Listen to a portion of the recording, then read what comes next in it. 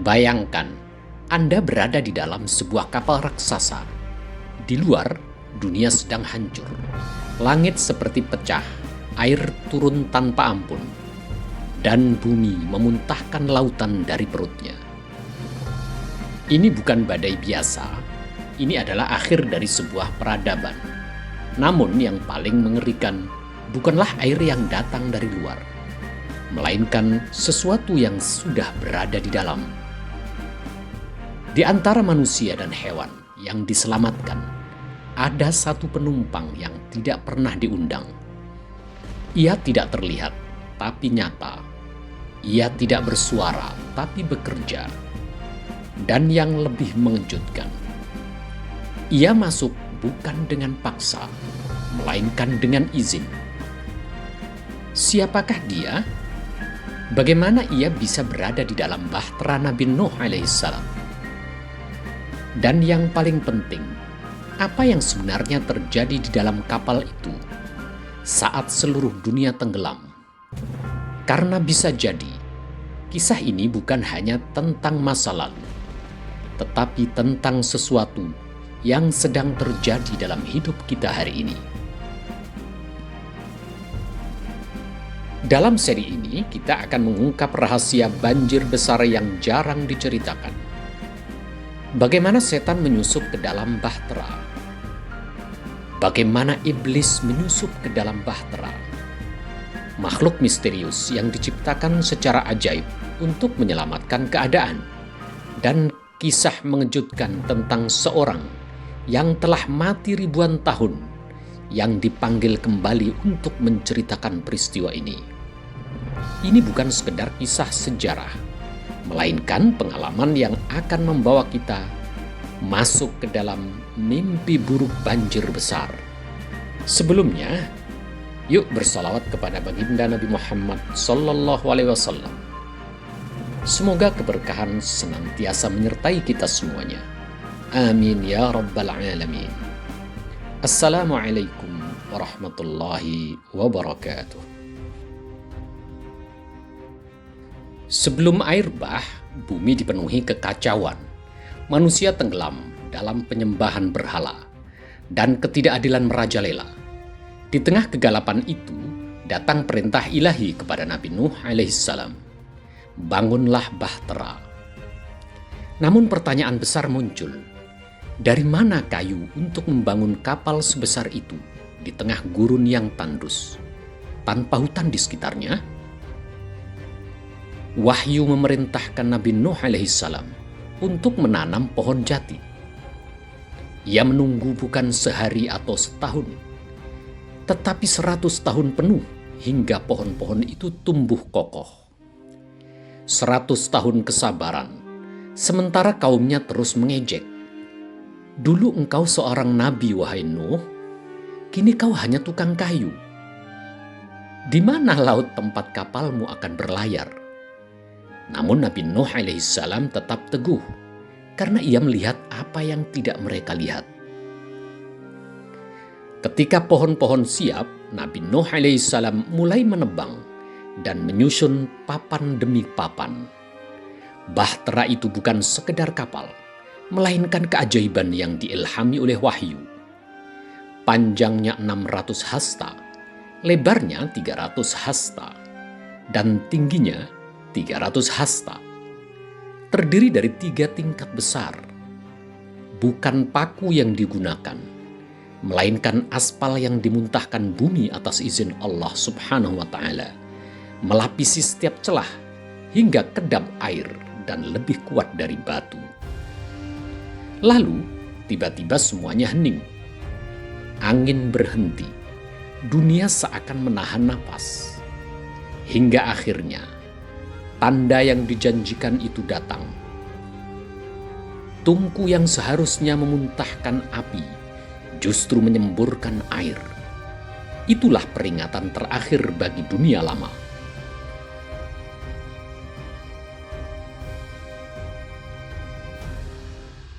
Nabi Nuh alaihissalam segera mengumpulkan makhluk-makhluk hidup, sepasang dari setiap jenis, gajah, singa, burung, hingga serangga kecil. Waktu hampir habis, langit terbelah seperti mulut meriam, dan bumi memuntahkan lautan dari dalam perutnya. Di tengah kepanikan itu, terjadi sesuatu yang aneh. Seekor keledai menolak masuk. Tubuhnya gemetar, matanya membelalak ketakutan, seolah-olah melihat sesuatu yang tidak dapat dilihat oleh manusia. Nabi Nuh alaihissalam berusaha mendorongnya, tetapi sia-sia. Tanpa disadari, iblis sedang mencengkeram ekor keledai itu, menahannya agar tidak masuk dan menghambat perjalanan Bahtera. Air terus naik, waktu semakin sempit, dan dalam tekanan itu, Nabi Nuh alaihissalam kehilangan kesabaran. Ia berteriak, "Masuklah meskipun setan bersamamu." Kalimat itu menjadi celah. Seketika, iblis melepaskan cengkeramannya dan ikut masuk bersama keledai itu. Kini dia berada di dalam satu-satunya kapal yang menyelamatkan orang-orang beriman. Ketika Nabi Nuh alaihissalam menyadari kehadirannya di sudut gelap Bahtera, dia bertanya dengan heran, "Apa yang membawamu masuk, wahai musuh Allah?" Iblis menjawab dengan senyum licik, "Bukankah engkau yang mengizinkanku? Aku masuk dengan izinmu. Kini Bahtera telah tertutup. Di luar badai menghancurkan gunung-gunung dan menenggelamkan dunia. Namun ancaman terbesar justru berada di dalam. Iblis telah masuk, dan ia tidak datang tanpa rencana. Bagaimana Nabi Nuh alaihissalam akan menghadapi musuh bebuyutannya di tengah kapal yang penuh dengan kehidupan? Dan bagaimana ia akan menyelamatkan umat manusia, bukan hanya dari tenggelam, tetapi juga dari godaan yang mengintai dari dalam?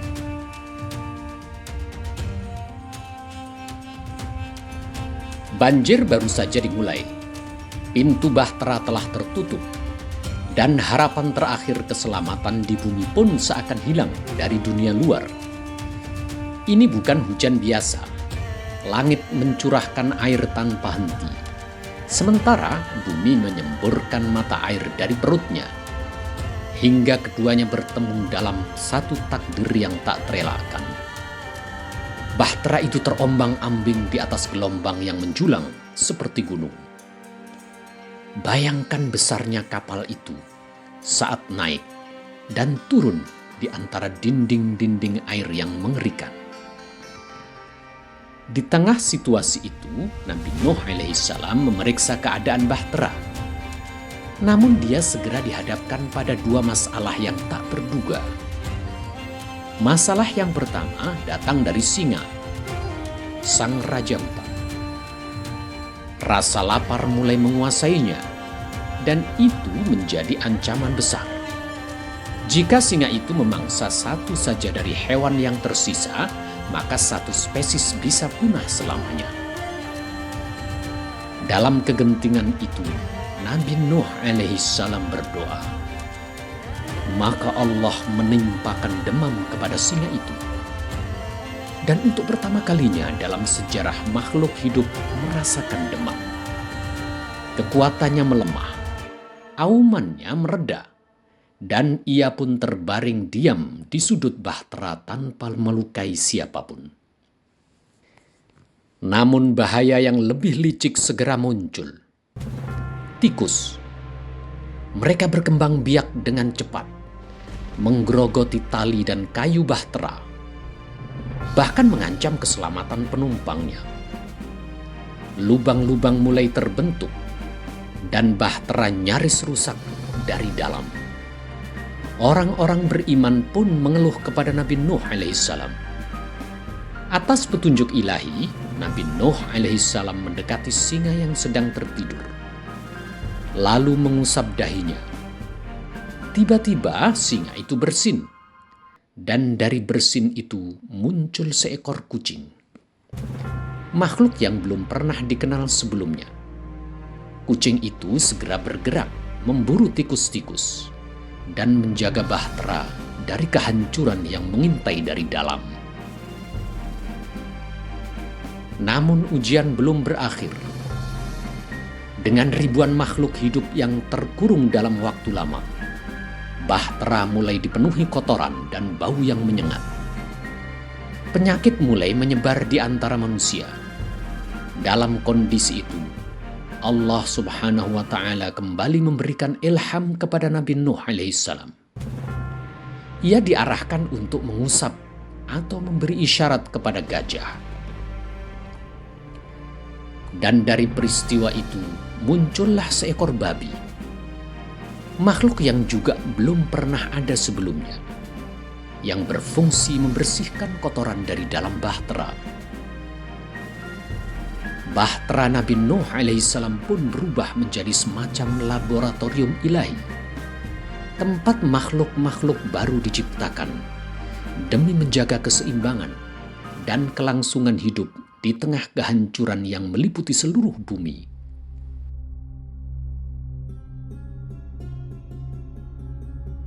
Namun di tengah semua keajaiban itu, hati Nabi Nuh alaihissalam belum sepenuhnya tenang.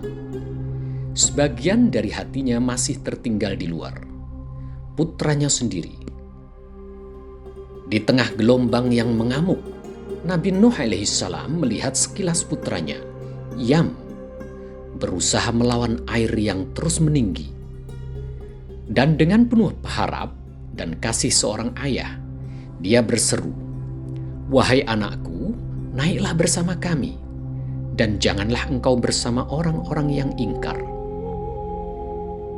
Namun kesombongan dan keangkuhan membuat putranya menolak.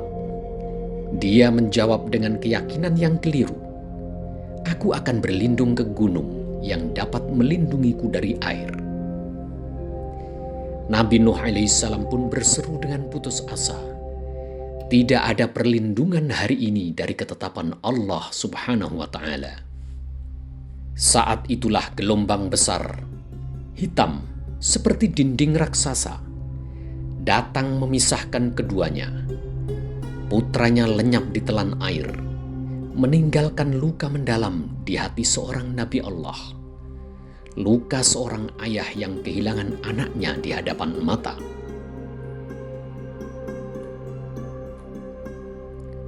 Tak sanggup menahan kesedihan, Nabi Nuh alaihissalam berdoa, "Ya Tuhanku, sesungguhnya anakku termasuk keluargaku, dan janjimu adalah benar." Namun jawaban Allah datang tegas dan mengguncang, "Wahai Nuh, dia bukan termasuk keluargamu. Sesungguhnya ia adalah perbuatan yang tidak benar."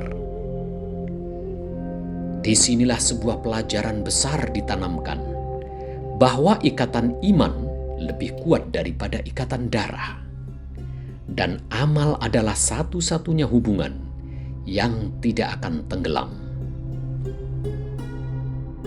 Dengan hati yang tunduk, Nabi Nuh alaihissalam bersujud memohon ampun. Sementara Bahtera terus berlayar di atas dunia yang telah berubah menjadi lautan tanpa batas. Berminggu-minggu mereka mengarungi gelombang yang tak kenal ampun, hingga akhirnya datang perintah ilahi yang menghentikan segalanya. "Wahai bumi, telanlah airmu, dan wahai langit, berhentilah." Seolah waktu berhenti, langit perlahan cerah, air mulai surut.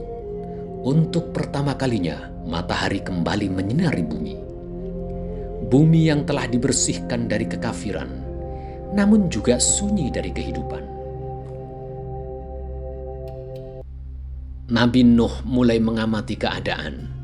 Ia mengirim seekor gagak untuk mencari daratan. Namun burung itu menemukan bangkai yang mengapung, lalu sibuk dengannya dan tidak kembali. Kemudian Nabi Nuh mengirimkan seekor merpati. Kali ini burung itu kembali membawa tanda kehidupan. Ranting zaitun di paruhnya dan tanah liat di kakinya. Saat itulah Nabi Nuh alaihissalam mengetahui bahwa bumi telah mulai pulih dan kehidupan kembali memanggil. Akhirnya Bahtera pun mendarat, berhenti di tempat yang tinggi, di puncak sebuah gunung di wilayah semenanjung Arab. Sebuah akhir dari kehancuran, sekaligus awal bagi kehidupan yang baru. Namun kisah ini tidak berakhir di sana. Berabad-abad setelah peristiwa itu, tepatnya pada tahun 1960, seorang pilot Turki yang sedang melakukan pemotretan udara di sekitar pegunungan Ararat menemukan sesuatu yang mengejutkan dunia. Di ketinggian ribuan meter tampak sebuah formasi yang tidak biasa, sebuah struktur yang menyerupai kapal raksasa, seolah membeku dalam waktu. Penemuan itu memicu berbagai ekspedisi geologi. Para peneliti yang datang ke lokasi tersebut melaporkan adanya kayu yang telah membatu, diperkirakan berusia ribuan tahun, serta benda-benda yang menyerupai paku batu besar yang diyakini digunakan dalam konstruksi kapal kuno. Pertanyaan besar pun muncul. Benarkah ini Bahtera Nabi Nuh? Perdebatan tak terelakkan. Sebagian ilmuwan meyakini itu hanyalah formasi alam biasa, sementara yang lain melihatnya sebagai jejak sejarah yang luar biasa. Di tengah kontroversi itu, muncul pula kabar bahwa akses terhadap lokasi tersebut dibatasi, seolah ada sesuatu yang disembunyikan dari publik.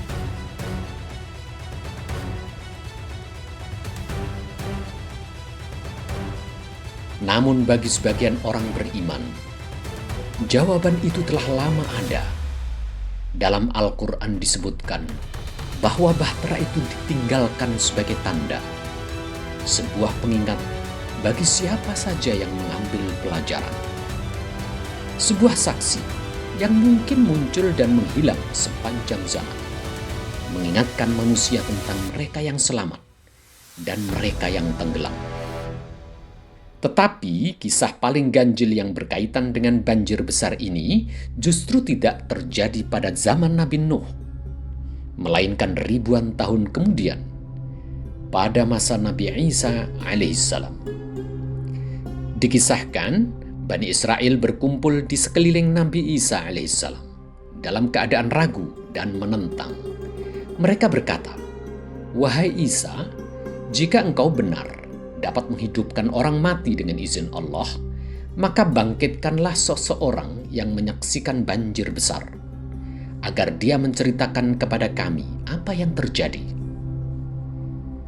Mendengar tantangan itu, Nabi Isa alaihissalam menuju sebuah makam tua yang telah rusak, yang diyakini sebagai kubur Ham, putra Nabi Nuh alaihissalam. Ia berdiri di hadapannya, lalu berseru dengan suara yang mengguncang keheningan, "Bangkitlah wahai Ham, dengan izin Allah." Namun tidak terjadi apa-apa. Dia mengulanginya untuk kedua kali. Tetap hening. Hingga pada seruan yang ketiga, tanah makam itu terbelah, dan dari dalam muncul seorang pria. Pemandangan itu membuat semua yang hadir gemetar.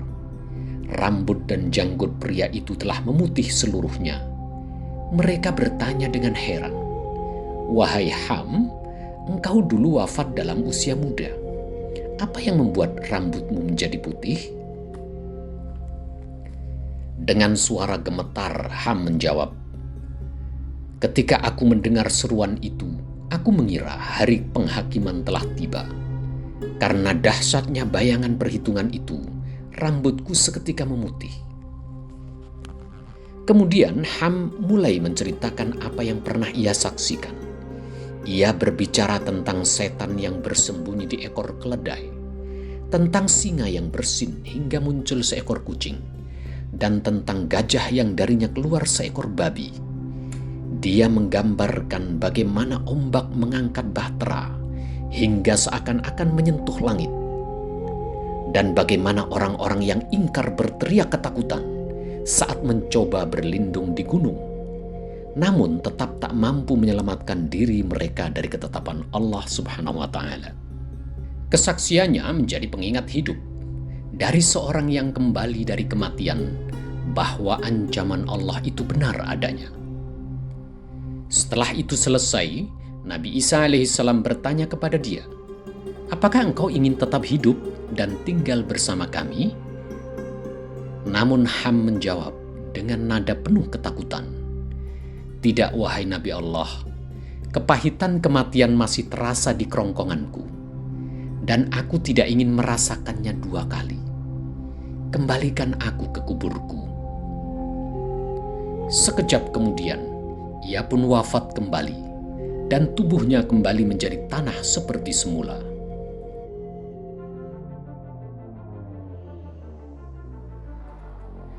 Banjir itu telah lama surut, tetapi kisahnya belum pernah benar-benar selesai. Karena sesungguhnya, bahtera itu bukan hanya kapal kayu, ia adalah simbol hati manusia. Di luar sana, badai sebesar apapun tidak akan mampu menenggelamkan kita, selama bagian dalamnya tetap terjaga.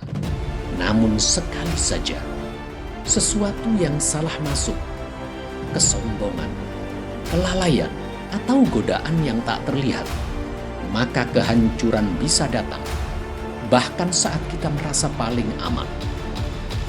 Hari ini, kita mungkin tidak sedang menghadapi air bah, tetapi setiap dari kita sedang berada di dalam bahtera masing-masing. Dan pertanyaannya kini menjadi jauh lebih dalam. Apa yang sedang Anda izinkan masuk ke dalamnya? Karena bisa jadi yang menghancurkan bukanlah badai dari luar, melainkan sesuatu yang diam-diam sudah berada di dalam.